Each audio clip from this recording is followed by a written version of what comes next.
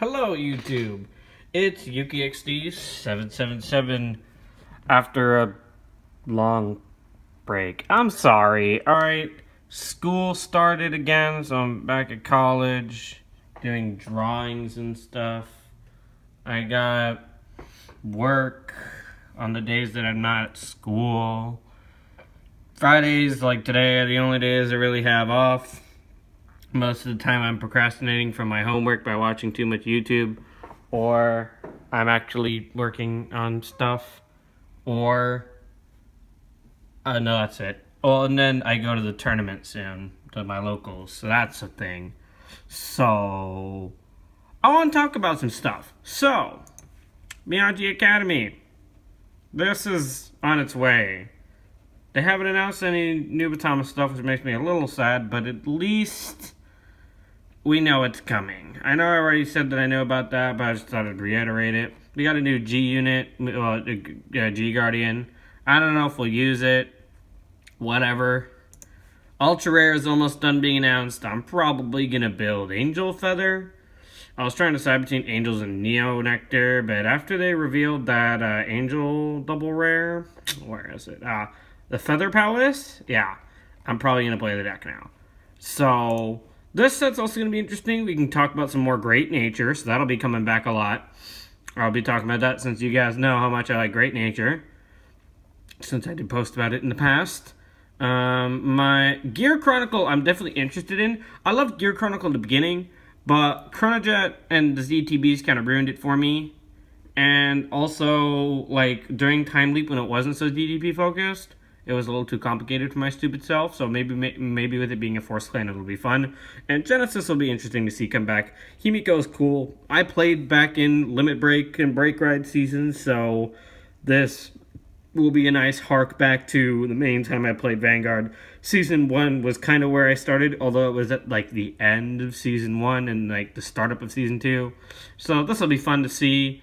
And Break Ride season is my favorite season, so Link Joker season as it's called.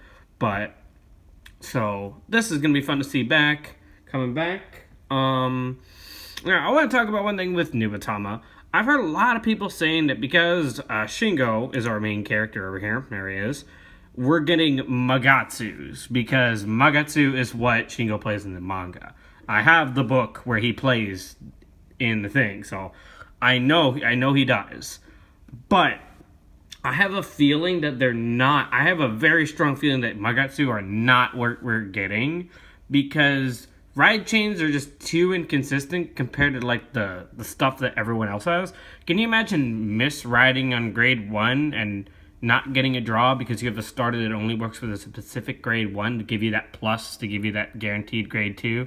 Like, do you know how like crap that sounds? Like, that just sounds so bad, and would just cuck the entire New Batama clan if they had to be focused over a ride chain. Not saying that we couldn't get some of Magatsu cards, but, well, like a Magatsu card, but I just, if anything, if they want to keep it original to the manga. But to be honest with you, I don't think Magatsu is ever coming back, because unless he comes back as a Murakumo card, and when they reintroduce ride chains, if that ever happens for all the clans, New Batama is not going to be the only one with a ride chain because it'll hurt it more than it would help it anyway. So I don't foresee Magatsu being New Batama stuff. If anything, like I said in the previous video, it will be Kujikiri Kango, Kabuki Kango, and Voidmaster. So yeah. Other than that, I want to talk a little bit about Gold Paladin over here. Gold Paladin's looking a bit scary. Now, as my friend Bast Beetle has told me many times, he says that the Superior Ride of Ezel won't go off as often as I think it will. But I think that the times that it does go off, which is, you know, this skill right here, where you have Bowman and Gareth on your Vanguard Radar Circle, you Soul Blast Criff, your starter, and you ride this, and if your opponent's a grade 2 or less, which they will, it's drive -1, which is really strong because if you get an Axle Marker where your opponent's at grade 1 and then commit on their face, they're going to take a lot of damage. So unless they're playing Angel Feather and can kind of gum back with the fact that they can just pop their Thracial onto the board, or say you RNG Jesus milled in the early game that one Negro Breach in Grand Blue, and you can ride grade 2, then immediately ride to grade 3 with that, with a CV2, since you'll be taking so much damage, I guess you can kind of come back. But even then, I don't think so. So, yeah, I just don't... This is going to be really strong, especially if you can pull off that grade 1, that on grade 1. I just feel like that's way too devastating, because especially they're going to be on grade 2, then you can ride another Ezel, have a second Excel marker before they even have one marker in general, and then have Twin Drive and smash them in the face. GG, game over. And as we can see from Ezel and a lot of the other Gold Paladin skills, they can create some pretty saucy multi-attacks during battle phase, abusing Blonde Ezel's skill, and then stuff like Vivian or Bowman with Gareth, or you can use that one grade 3 that Aichi never stopped using in the anime, even though it's just a CB1 to game +3 back in the original one. Where was it? What were you called? Why can I not remember your name? I think he was a double rare in the reboot. Right? Sagramore. That's his name. It's been so while since I watched Limit Break season.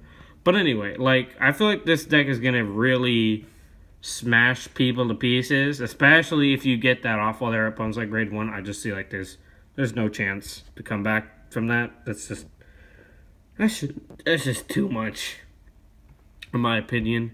But time will only tell. Maybe I'm wrong. Maybe I'm right. To be honest, if I am right and this deck starts getting oppressive, I think they should just errata Ezel so that you can only use his skill with your opponents at grade 2. So that way, at least, if you go first, you're guaranteed to go grade 3 first because you're going first. And if you're going second, you're still guaranteed to get grade 3 first, just not while you're... So it keeps the consistency, you know, because you don't need to... Because basically, if you go first with this deck and you ride grade 1, your opponent ride grade 1, and then you go to grade 3 immediately, that's just too much advantage. You get a marker, and they're on grade 1, and they have no chance of catching up to you after that, because you can just, if you have another Ezel, boom. That's just nuts. Like, the amount of advantage you can get on that turn, like, you're already guaranteed to go to grade 3 first, and you push it an extra turn forward with this skill. That is stupid.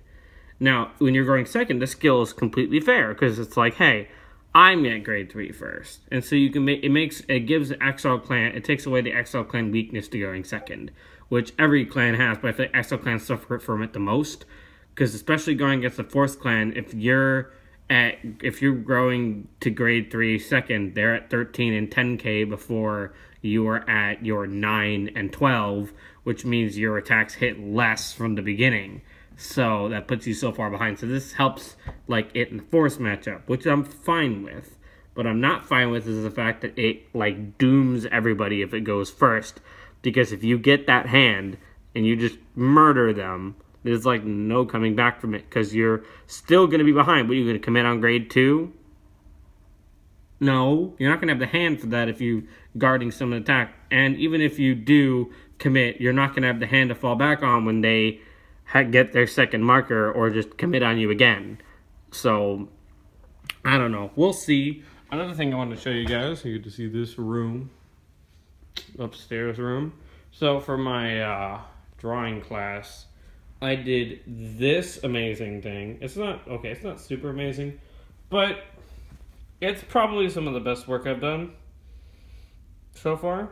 It was a doppelganger piece, so I did Blaster Dark and Blaster Blade because they're kind of like a doppelganger thing, because they're like evil.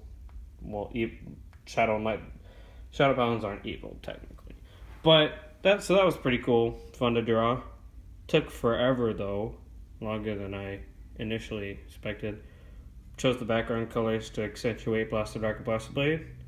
I used marker and color pencil for that, so that was fun.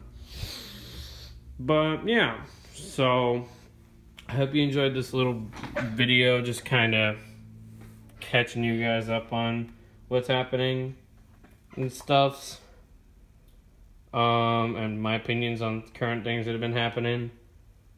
So, yeah, there wasn't really too much point to this video. You'll definitely see more content from me when Nubatama starts getting announcements, or when Great Nature starts getting announcements. Like, oh, first of all, let's almost forgot Silverwolf. So we got Silverwolf over here. It's cool to see him back. He was out back in season 1. His skill's alright, you know, he gets 4k if he's in the back row. To be honest, I don't know how useful it's going to be, because some XL clans can't play back row units because of how aggro they are, aka like Novas and Aquas sometimes can't really commit back row units. They need more attackers in order to make their shenanigans happen. I feel like Great Nature is going to be more like Tachi's, though. And if that's the case, then, like, boosters will be fine, and this will be a good card because, well, Tachi's can commit boosters. So, either way, how that works out, random thing I forgot to mention, because, you know, we're going to start getting more announcements for Great Nature, and I do like that. So, I hope you guys enjoyed this little video. Leave a like if you enjoyed the video, and leave a comment about how long it's been since I posted and how I'm an idiot for doing that, for taking so long, which you're not wrong about. Fair enough. And subscribe if you want to hear about Nubatama when that eventually comes out or starts being announced. Hit the bell button if you want to be notified of when I start posting that sweet, sweet Nubatama content. And I'll see you guys in my next video. Peace.